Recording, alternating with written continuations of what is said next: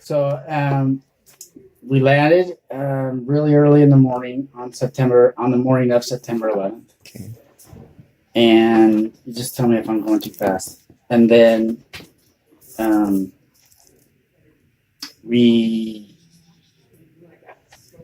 flew. So we flew in internationally. We had to land and switch terminal to the domestic terminal, which is what the terrorists that took over Flight 93 were in. So at some point we crossed paths with those guys, and we went on to get on our flight to come home to San Diego, and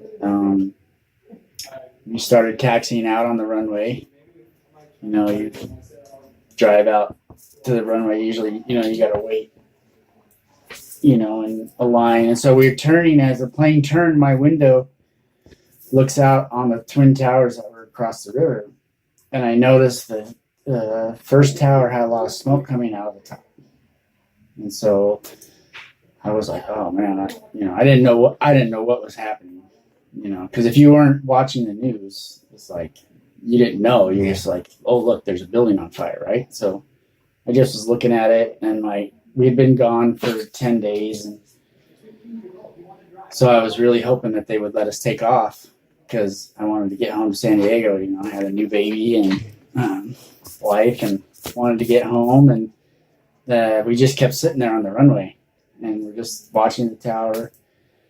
And then pretty soon the captain came over the speaker, and he's like, "Folks, there's something going on across the river, and we're kind of stuck here for right now." And then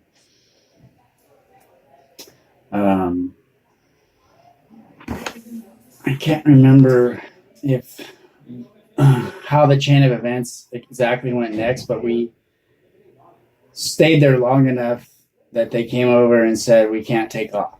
So they said we're going to have to go back to the terminal and everything. And as we were sitting there, the second plane came and flew right over us, and then right into the second tower. So the second tower is what I didn't see that part because we were kind of turned away. And like I said, if you weren't watching the news, you didn't really know what's going on. But it was also the time when people were just getting cell phones, and cell phones were kind of becoming popular. So little bits of pieces of information were coming into the plane, but not a whole lot. And we just kind of sat there for a little longer. And then the captain came over the thing, and he's like, "Folks, they're not letting anybody take off anywhere in the whole country. And there's something going on, obviously some type of attack over, across the river at the Twin Towers." And so we went back to the terminal, got off the plane, and then we went, and we couldn't leave the airport because we had nowhere to go.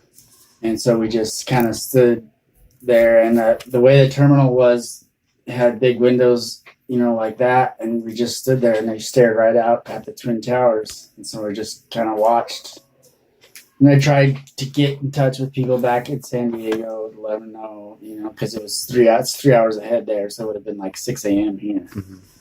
And then sat there for a little while longer, just kind of watching things unfold and things get worse. And then all of a sudden the first tower fell, and I was tripping out because I was staring at it, and there was a lot of smoke. And then pretty soon the smoke started to clear, and the building wasn't there anymore. Yeah. And so, because when it fell, you couldn't tell. It fell different than the second one, but the first one fell, it was you couldn't really tell. It was just like, oh, and like I said, nobody knew what was going on yet. So we just stayed there. Then the smoke cleared and the building was gone. And then all of a sudden the police came through the airport telling everybody you got to run for your life and, get out of the airport. And so we tried and we ran, and we kind of fought our way out of the airport, and got outside. And as we were running around. I ran around a corner in the airport and I came to another window, and then the second tower was falling. And we got outside and kind of just stood around for a little bit, and then got a ride to a hotel and spent the next 5 days coming back, trying to get back to San Diego because they wouldn't let anybody fly. So later we were told that the plane that got the fourth plane to get hijacked took off out of our airport and was the plane in front of ours. So they let that plane go and they stopped our plane. And so, you know, I don't know if our plane had terrorists on it. I kind of feel like it did, but you know, we got stopped, so we didn't get to take off and end up like that. But yeah, It's crazy. yeah. Need more detail? Well, you're starting to answer other questions, so I think I'll just keep going. You can just answer them and make sure I get them or whatever. Ask me, make sure I get them. Okay. Well, the next one was why were you in New York on that day, which you already answered. So Yeah, we're coming home from Israel. was it like the whole church went?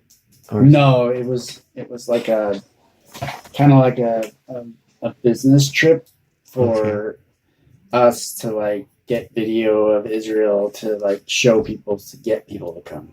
Okay. So And then the other third question was what was the setting of the area before it happened and after, which would kind of be hard to answer because you were kind of in the airport, which you weren't. well, I mean, it was put this way: it was calm before, and then it was chaos after. Okay. Yeah. And there's chaos everywhere because we were only a couple miles away. Mm-hmm. But as far as like I said, if you weren't watching the news, you didn't know. It kind of felt like World War III was starting. So crazy. like I would, like it was peacetime. You could say that it was peacetime before, and it was wartime after. Okay. And then the fourth question was where were you when it happened, which would be on the plane. In an airport, on an airplane. Yeah. And then the follow-up for that was did you see it happen? Which did you say you did? Yeah, you did see it. Yes. Okay. And then my fifth question was how do you feel about this stuff? How do I feel? Well, at the beginning, it was terrifying. Yeah. Because, like I said, you didn't have the news, so you didn't know what was happening. It was pretty upsetting. And then, I think, like with everybody that was there, that upset, grief turned to, being upset, angry. And then, a lot of, I think, post-traumatic shock came with it, because there's not a day that goes by that I don't think about it. I think about it every day, and it's been almost 18 years. So, That's crazy. yeah. Okay. My last question was like how did the USA respond to what happens? Because I think I remember hearing like people were started to become like more religious and churches are like being filled and stuff. Yeah. Churches definitely filled up. This church filled up. The U.S. responded by going into Afghanistan and removing the Taliban from power, and then eventually going into Iraq.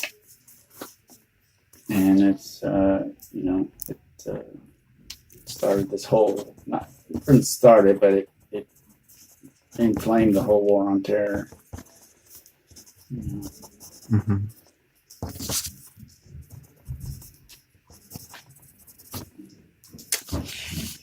Okay. Is there anything else I should know? Just that people should never forget it. Like, it's good. I'm glad that you're doing this. It makes me happy, proud, because people, I think America, we've gotten to a place where it's like a lot of people have forgotten about it.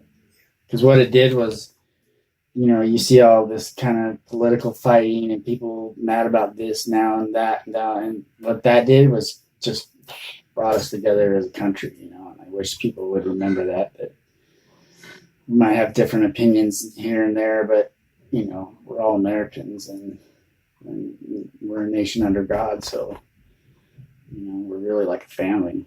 And I just think a lot of people have forgotten it or put it to the back burner and forgotten, you know, why we're here and what we're doing. So, yeah. Okay. Thank you. Yeah, no problem. Good enough? Yeah, that was really What good. you're looking for? Yep. Okay. If you have